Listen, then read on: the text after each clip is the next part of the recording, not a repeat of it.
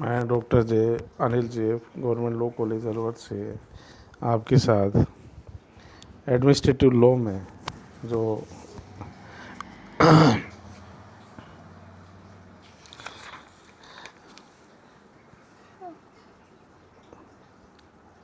बात कर रहा हूँ, जिसमें बात कर रहे थे हम ऑपरेशन रेट के बारे में।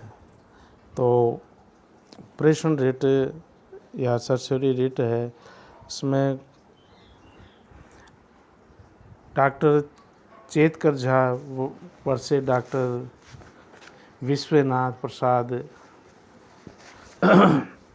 वर्मा के मामले में भी उच्चतम न्यायालय ने यह अभी निर्धारित किया कि उत्प्रेषण की रेट याचिका में प्रवर्तन न्यायालय केवल तथ्य संबंधी अथवा विधि संबंधी दोष है के आधार पर हस्तक्षेप नहीं करेगा।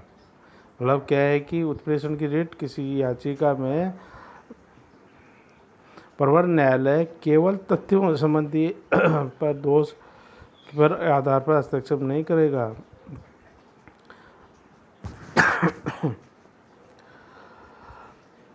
और ऐसा ही एक मामला जो कि वृंदावन रामानुज वर्सेज हुजरी प्रफुल्ल चंद के मामले में भी उड़ीसा हाईकोर्ट ने ये उत्प्रेषण रेट के संबंध में एक बहुत ही महत्वपूर्ण निर्णय दिया है। और न्यायालय ने इस बात में कि जहाँ पर किसी वाद में विधि संबंधी दोष अभिलेख के आमुख से स्पष्ट होता है कि अभिलेख के आमुख से तथा तथ्य संबंधी दोष दिखाई पड़ता है, तो ऐसी गलतियों को दूर करने के लिए भारतीय संविधान के अनुच्छेद 226 और 227 के अंतर्गत उत्प्रेषण की रेट हाईकोर्ट द्वारा उसको सुधारने के लिए अधीनस्थ न्यायालयों के लिए दी जा सकती है।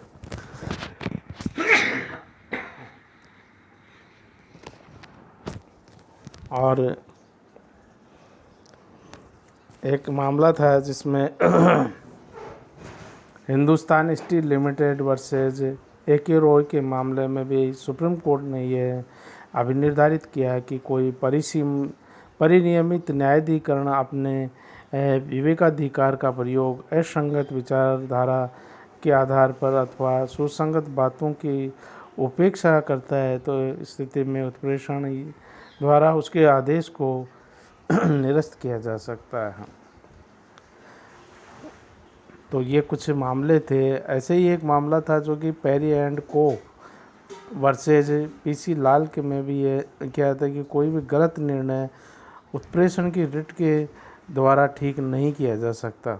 गलत नहीं, क्योंकि ऐसा करना अपील के उपबंध के छिपे तौर के से प्रतिबंध लगाता है। मतलब खास बात यह है कि भाई निर्णय गलत हो गया वो तो अलग है, लेकिन यदि निर्णय कोई न्यायपालिका ने न्यायालय ने कोई निर्णय दिया है जो कि जुडिक्शन के मामले में है या नेचुरल जस्टिस के संबंध में है या फ्रॉड के संबंध में है, तब तो उसके ये जो सर्जरी रेट की बात आएगी। लेकिन यदि कोई न्यायालय ने निर्णय ही गलत दे दिया तो वो तो उसका तो ये दूसरा तरीका है कि वो जो पार्टी जिसके बात आई है वो उसमें जाके पहले मतलब अपील में जा सकता है उस निर्णय के विरुद्ध। तो ऐसा इसमें पेरी एंड को वर्सेज PC लाल के मामले में न्यायालय द्वारा ये निर्णय दिया गया। और ये भी अभिलेख के अमुख की स्पष्ट होना चाहिए और विधि को स्पष्ट अवहेलना अथवा उपेक्षा से युक्त होना चाहिए अथवा अधिकारिता की आधिक्य से होना चाहिए। उस स्थिति में वह उत्प्रेषण द्वारा ठीक किया जा सकता है। उत्प्रेषण तथ्य संबंधी त्रुटियों के आधार पर नहीं जारी किया जाता, नहीं जाना चाहिए जितनी गंभीर त्रुटि क्यों ही न हो। एक अन्य मामला था जिसमें मुकुंद वर्सेज बंशीधर का मामला था। इसमें सुप्रीम कोर्ट ने न्यायाधिकरण के तथ्य संबंधी निष्कर्ष की हस्तक्षेप करने से इनकार कर दिया, क्योंकि जुडिक्शन का मामला नहीं था। न्यायालय ने यह कथन था कि उच्च न्यायालय अपने इस विशेष क्षेत्राधिकार के प्रयोग में अपीलीय अदालत जैसा कार्य नहीं करता है। यह तभी हस्तक्षेप करेगा जबकि अधिकारिता संबंधी मामले में अधिकरण से स्पष्ट गलती की गई हो, कोई भी तथ्य संबंधी निष्कर्ष जो कि साक्ष्यों पर आधारित नहीं है अथवा केवल संदेह पर आधारित है, जो नैसर्गिक न्याय के स्पष्ट विरोध में है, विधि संबंधी मामलों को स्पष्ट त्रुटि में कहा जाएगा और स्थिति में उत्प्रेषण की रिट जारी की जा सकती है। यह मामला आवश्यक रूप से उत्प्रेषण की रिट के क्षेत्र में संकुचित करता है, क्योंकि अधिकारिता संबंधी दोष के मामले में उत्प्रेषण की रिट अनिवार्य से जारी की जाती है, चाहे अधिकारिता संबंधी दोष अभिलेख के आमुख के स्पष्ट हो अथवा नहीं हो। ऐसा ही एक जो मामला था जो कि गुजरात स्टील ट्यूब वर्सेज मजदूर सभा के मामले में भी न्यायालय ने स्पष्ट यही ऐसा ही निर्णय दिया था। अतः ये कह सकते हैं कि मतलब कोई जुरिडिक्शन का मामला हो तो इसमें सम्मिलित किया जाएगा। और लेकिन यदि वैसे कहा जाए कि भाई कोई निर्णय हो गया है और निर्णय के विरुद्ध की बात है तो वो नहीं, क्योंकि निर्णय सामान्य जो फैक्चुअल पोजीशन के संबंध में है तो उसमें ये रिट जारी करने वाली स्थिति सामने नहीं आएगी। एक जो था मामला मोहनलाल वर्सेज लालचंद के मामले में भी राजस्थान हाईकोर्ट की खंडपीठ ने यह निर्णय दिया कि किसी भी न्यायालय के आदेश के खिलाफ जिसने अपनी अधिकारिता का दुरुपयोग किया है, उत्प्रेषण की रिट अनुच्छेद 226 के अंतर्गत हाईकोर्ट के द्वारा दायर की जा सकती है। और इसके साथ ही साथ इस बाद में न्यायालय ने यह भी अभिनिर्धारित किया कि कोई भी अधीनस्थ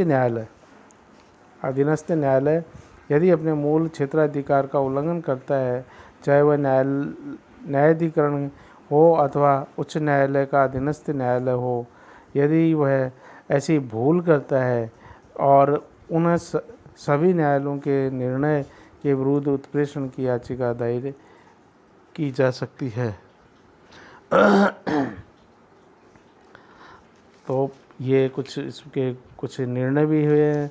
और एक ऐसे ही मामला था जिसमें बिहार राज्य वर्सेज गांगुली के मामले में, जो कि सुप्रीम कोर्ट का मामला था, और सुप्रीम कोर्ट ने यह निर्णय दिया कि उत्प्रेषण की रिट किसी प्रशासकीय अथवा कार्यकारिणी संबंधी कार्यों के विरुद्ध नहीं जारी की जाती, भले ही वह किसी न्यायिक प्राधिकारी द्वारा ही किया गया हो। मतलब क्या है, रिट प्रशासकीय अथवा कार्यकारिणी संबंधी कार्य में नहीं की जा सकती। एक मामला ऐसे ही था, लक्ष्मण वर्सेज MPTPC